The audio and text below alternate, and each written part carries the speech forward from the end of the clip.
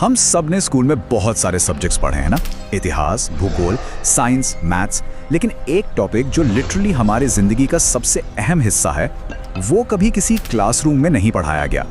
वो विषय है पैसा। इस एक्सप्लेनर में हम इसी पैसे के पीछे की साइकोलॉजी और समाज के उस बेसिक माइंडसेट को डिकोड करने वाले हैं। आज का हमारा कोर फोकस बहुत ही क्लियर है। हम पैसे के लिए गधों की तरह काम करना कैसे बंद करें और पैसे को अपना सबसे लॉयल, सबसे हार्ड वर्किंग एम्प्लॉय कैसे बनाएं। तो चलिए इस वेल्थ मास्टर क्लास की शुरुआत करते हैं। अब सेशन की शुरुआत में ही वेल्थ क्रिएशन का सबसे गोल्डन रूल देखते हैं। स्क्रीन पर जो ये सीधा सा चुभने वाला सवाल है ना, यही वो एक सवाल है जो मिडिल क्लास और सचमुच के अमीर लोगों के बीच एक बहुत बड़ी लकीर खींच देता है। सवाल ये है कि क्या लोग पूरी जिंदगी सिर्फ और सिर्फ पैसे के लिए काम करते हैं या फिर पैसा उनके लिए काम करता है। सोचिए इस बारे में। यही वो फाउंडेशन है जिस पर हमारी आगे की पूरी समझ टिकी हुई है। और इसी फाउंडेशन को सॉलिड बनाने के लिए ये रहा हमारा आज का syllabus. The financial trap, emotions versus logic, assets versus liabilities, impulses versus strategy, और आखिर में making money work. Rich dad philosophy से इंस्पायर्ड ये सिलेबस हमें दिखाएगा कि फाइनेंशियल फ्रीडम का असली रास्ता आखिर दिखता कैसा है।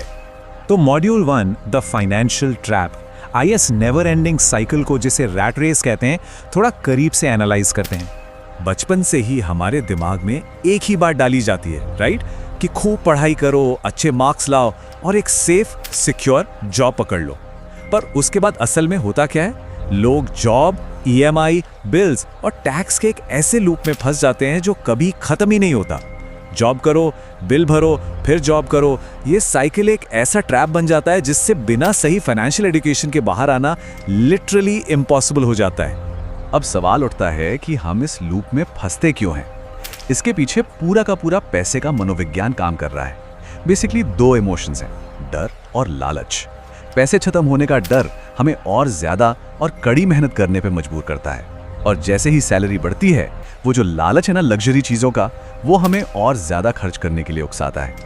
इस साइकोलॉजिकल ट्रैप की वजह से चाहे सैलरी कितनी भी बढ़ जाए, इंसान इस रैट रेस में ही गोल गोल घूमता रहता है। यहीं पर हमारा दूसरा मॉड्यूल काम आता है, इमोशंस वर्सेस लॉजिक। ये समझना बहुत ही क्रूशियल है कि हम अपने इमोशनल रिएक्शंस को अपनी लॉजिकल थिंकिंग से अलग कैसे रखें। अब यहाँ देखिए, दो बिल्कुल ऑपोजिट माइंडसेट्स का क्लैश है। एक तरफ है पुअर डैड माइंडसेट, जो पूरी तरह से डर, लालच और इमीडिएट ग्रेटिफिकेशन, यानी बस अभी इसी पल खुशी मिल जाए, उससे चलता है। और दूसरी तरफ है रिच डैड माइंडसेट। ये लोग इमोशंस को साइड में रखते हैं और अपनी फाइनेंशियल इंटेलिजेंस का इस्तेमाल करते हैं। ये डिलेड ग्रेटिफिकेशन में बिलीव करते हैं, मतलब फ्यूचर की किसी बड़े फायदे के लिए आज की अपनी छोटी छोटी इच्छाओं को बहुत ही स्ट्रैटेजिक तरीके से टाल देते हैं। इस स्ट्रेटेजिक सोच को डेवलप करने के लिए जापानीज कल्चर का एक बहुत ही शानदार कॉन्सेप्ट है, पावर ऑफ द मिरर, यानी दर्पण की ताकत। शीशा सेल्फ अवेयरनेस का प्रतीक है। तो जब भी खर्च करने का मन करे तो भीड़ के पीछे भागने या पड़ोसियों को कॉपी करने के बजाय खुद से ये सवाल पूछना है, क्या ये डिसीजन लॉजिकल है? क्या ये चीज हम सिर्फ इसलिए तो नहीं खरीद रहे क्योंकि बाकी सब खरीद रहे हैं? अंधाधुंध फॉलो करने से बचना ही सबसे बड़ी समझदारी है। चलिए अब आते हैं मॉड्यूल 3 पर, एसेट्स वर्सेस लायबिलिटीज। सच बताऊं तो ये सेक्शन अकाउंटिंग और वेल्थ क्रिएशन की बिल्कुल एब्सोल्यूट फाउंडेशन है। एसेट यानी संपत्ति, इसकी डेफिनेशन बहुत ही ब्रूटली सिंपल है। इतनी सिंपल कि इसे एक 9 साल के बच्चे को भी सिखाया जा सकता है। एसेट बस वो चीज़ है जो लगातार हमारी जेब में पैसा डालती है। कोई फर्क नहीं पड़ता कि हम एक्टिवली काम कर रहे हैं, सो रहे हैं या छुट्टियों पे हैं। ये एक ऐसी मशीन है जो हमारे लिए 24 घंटे इनकम जनरेट करती रहती है। और इसके बिल्कुल ऑपोजिट होती है लायबिलिटी, यानी दायित्व।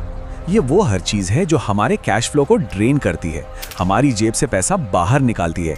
जैसे कंज्यूमर लोन, हैवी मेंटेनेंस वाली गाड़ियां या महंगे फोन।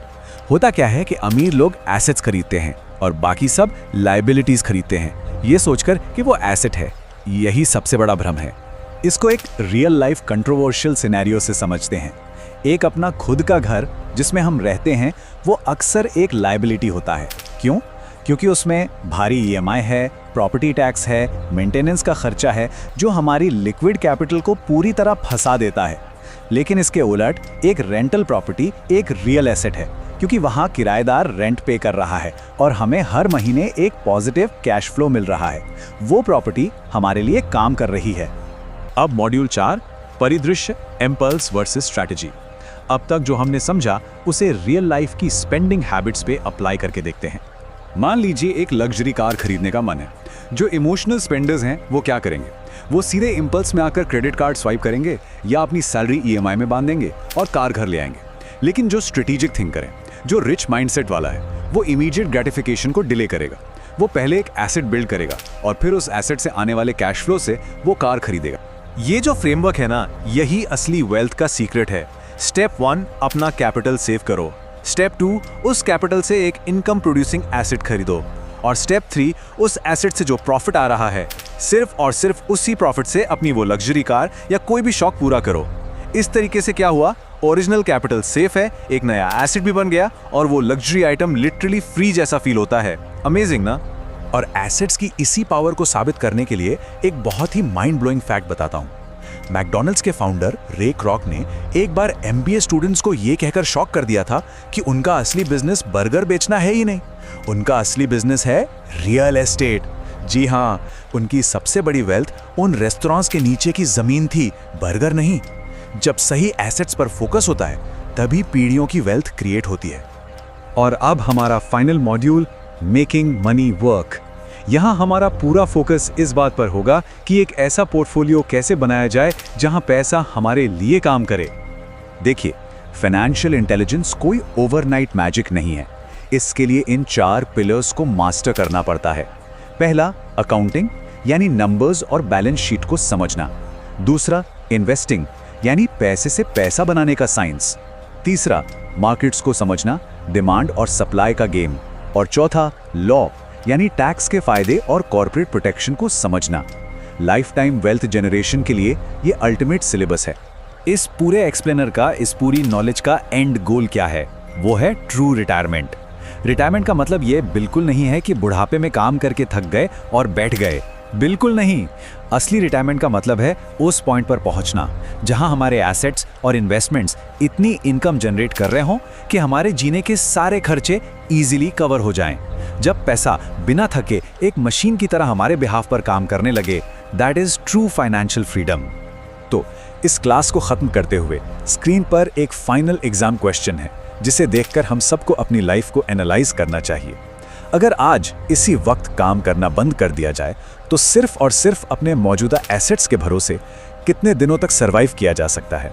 ये एक ऐसा सवाल है जो हमें हमारी असली फाइनेंशियल इंडिपेंडेंस का आईना दिखाता है। उम्मीद है इस विश्लेषण ने पैसे को अपने लिए काम पर लगाने की एक नई और लॉजिकल अप्रोच को जरूर स्पार्क किया होगा। इस मास्टर क्लास का हिस्सा बनने के लिए बहुत बहुत शुक्रिया।